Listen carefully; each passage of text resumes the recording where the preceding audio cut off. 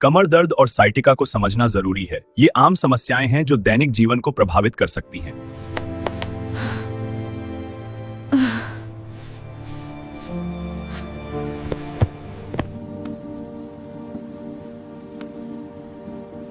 अक्सर लोगों को कमर के निचले हिस्से से पैर तक एक तेज बिजली के झटके जैसा दर्द महसूस होता है ना? ये एहसास काफी जाना पहचाना है। तो आज हम सायाटिका के दर्द की दुनिया में थोड़ा और गहराई से उतरने वाले हैं और इसका सबसे आम कारण होता है लंबर प्रोलैप्स्ड डिस्क। तो चलिए इसी सवाल का जवाब ढूंढते हैं जो बहुत से लोगों को परेशान करता है कि आखिर कमर से लेकर पैर तक जाने वाला ये जो तेज दर्द है, इसकी असली वजह है क्या? तो आज हम किन किन पहलुओं पर बात करेंगे। सबसे पहले साइटिका आखिर है क्या, फिर देखेंगे कि इस चोट की बनावट यानी एनाटॉमी कैसी होती है। इसके बाद जानेंगे कि डॉक्टर इसका पता कैसे लगाते हैं, मतलब डायग्नोसिस कैसे कंफर्म होता है। फिर राहत के रास्ते क्या क्या हैं, और हाँ, सबसे जरूरी सर्जरी की नौबत कब आती है। उम्मीद है आखिर तक इस आम समस्या की एक साफ तस्वीर हमारे सामने होगी। तो सबसे पहले साइटिका आखिर है क्या, चलिए इसके लक्षणों को जरा बारीकी से समझते हैं। देखिए, यह सब ना प्रेशर का खेल है।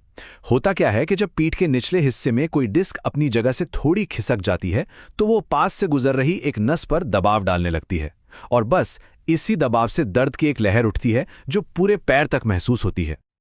और इस दबाव की वजह से कई तरह के लक्षण महसूस हो सकते हैं, जैसे कि फैलता हुआ दर्द, मतलब एकदम तेज, जलन या चुभन वाला एहसास, कभी कभी सुन्नपन या झुंझुनी भी होती है जैसे पैर सो गया हो, यहां तक कि मांसपेशियों में कमजोरी भी आ सकती है।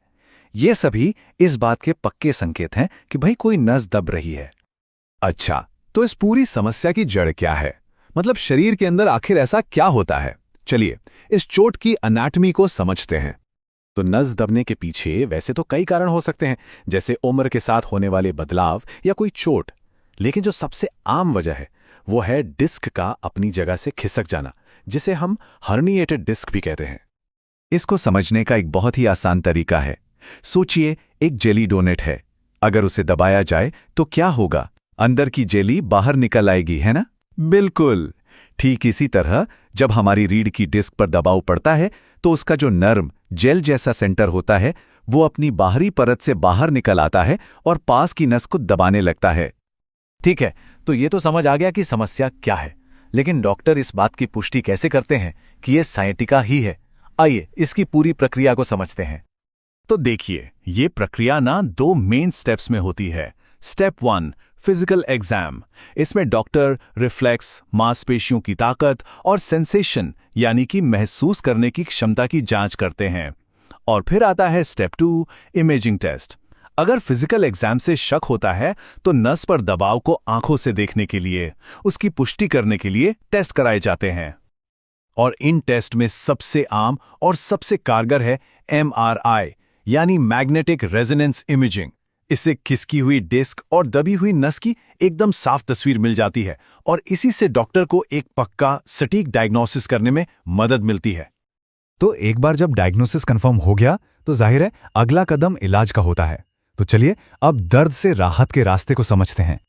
देखिए, इलाज की जो यात्रा है वो आमतौर पर स्टेप बाय स्टेप होती है। शुरुआत होती है कंजर्वेटिव मैनेजमेंट से, मतलब पारंपरिक तरीकों से। अगर उनसे बात नहीं बनती तो फिर इंटरवेंशनल प्रक्रियाओं पर जाते हैं और जरूरत पड़ने पर ही आखिर में सर्जिकल सलाह ली जाती है। तो ये कंजर्वेटिव मैनेजमेंट क्या है? इसमें अक्सर 2 चीजें होती हैं। एक तो दवाएं जैसे एनेसाइड्स और दूसरे पेन किलर्स जो दर्द और सूजन को कम करते हैं, और दूसरा और बहुत जरूरी फिजिकल थेरेपी। इसमें कुछ खास तरह के व्यायाम और स्ट्रेचिंग कराई जाती है जिसका मकसद होता है नर्व्स पर से दबाव को धीरे धीरे कम करना। लेकिन मान लीजिए इन पारंपरिक उपायों से भी पूरा आराम नहीं मिल रहा, तब क्या? ऐसे में डॉक्टर एपिड्यूरल स्टीरॉयड इंजेक्शन की सलाह दे सकते हैं। ये एक ज्यादा टारगेटेड अप्रोच है। इसमें इंजेक्शन के जरिए सूजन कम करने वाली दवा सीधे उस नस तक पहुंचाई जाती है जहां दिक्कत है। इससे दर्द में काफी जल्दी राहत मिल सकती है। और अब आते हैं सबसे बड़े सवाल पर, वो कौन सी स्थिति है जब सर्जरी जरूरी हो जाती है? चलिए इस सर्जिकल डिसीजन से जुड़े पहलुओं पर एक नजर डालते हैं। तो यहाँ एक सीधी सी तुलना है।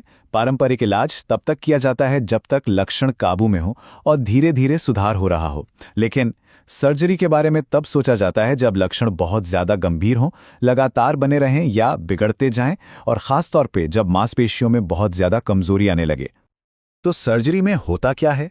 माइक्रोडिसेक्टोमी जैसी जो प्रक्रियाएं हैं, उनका सीधा सा मकसद है डिस्क के उस हिस्से को फिजिकली हटा देना जो नस पर दबाव डाल रहा है। मतलब प्रॉब्लम की जड़ को ही हटा देना, ताकि नस को परमानेंट राहत मिल सके। एक बहुत जरूरी बात, कुछ रेड फ्लैग लक्षण होते हैं जिन पर फौरन मतलब तुरंत मेडिकल ध्यान देने की जरूरत होती है, जैसे कि कमर और जांघों के बीच के हिस्से में, जिसे सैडल एरिया कहते हैं, वहां सुन्नापन महसूस होना, या फिर बॉवेल या ब्लैडर पर कंट्रोल खो देना। ये एक मेडिकल इमरजेंसी हो सकती है, इसे बिल्कुल भी नजरअंदाज नहीं करना चाहिए।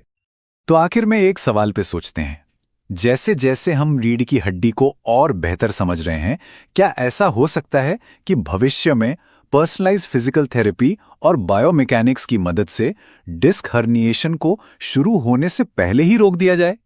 ये एक ऐसा सवाल है जिसका जवाब दुनिया भर के रिसर्चर्स ढूंढ रहे हैं, क्योंकि अब फोकस इलाज से ज्यादा बचाव की तरफ बढ़ रहा है।